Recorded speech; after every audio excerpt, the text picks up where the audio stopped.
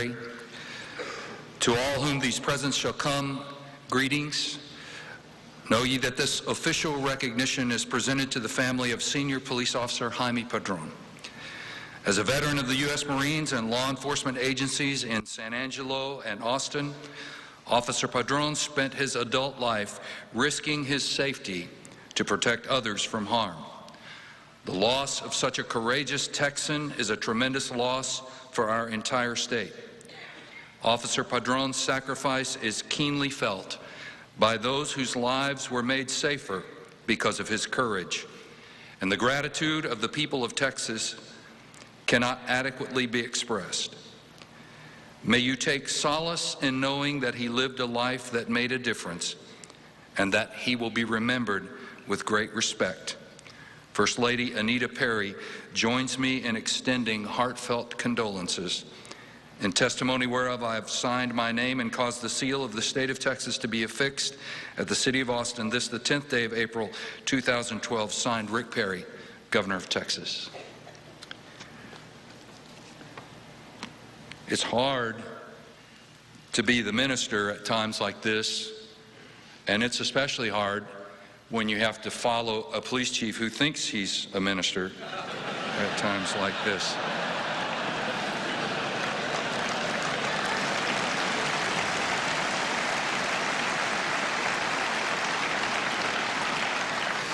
This is a sacred moment in every sense of that word. I stand before you today to honor the service and the sacrifice of our fallen brother, Senior Police Officer Jaime Padron.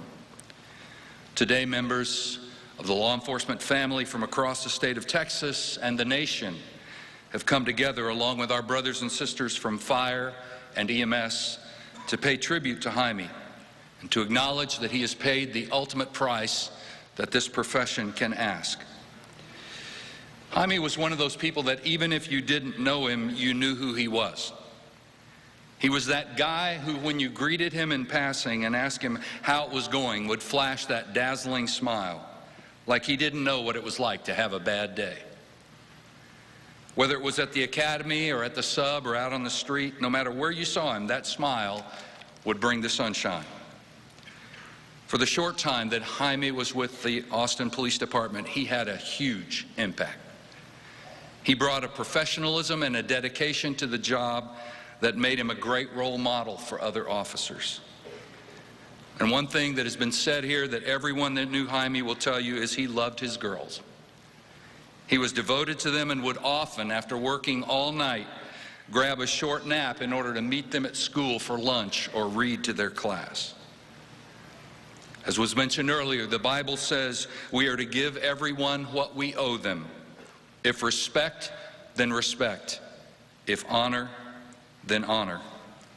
Today we are here both out of respect and to honor Jaime and his family and those who loved him. I have noted in other services that the law enforcement community is a family in every sense of the word. There is a bond that comes with the badge that is strong and enduring. I don't believe it is a stretch to think that St. Paul had that kind of bond in mind when he wrote, "If one part suffers, every part suffers with it. If one part is honored, every part rejoices with it." Aún siendo muchos, somos un cuerpo de fraternidad y de amor. Although we are many, we are a brotherhood, one body of brotherhood and love. As we were planning this service, I asked the family if there were any scriptures that were special to Jaime or to them.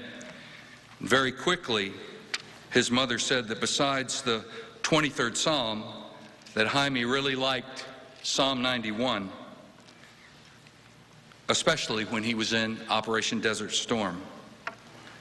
Psalm 91 is a word of comfort and encouragement in a difficult time. It has long been a favorite to those who find themselves walking through danger, even journeying through the valley of the shadow of death. The words of King David in this psalm ring true to us today, perhaps more than ever. He who dwells in the shelter of the Most High will rest in the shadow of the Almighty.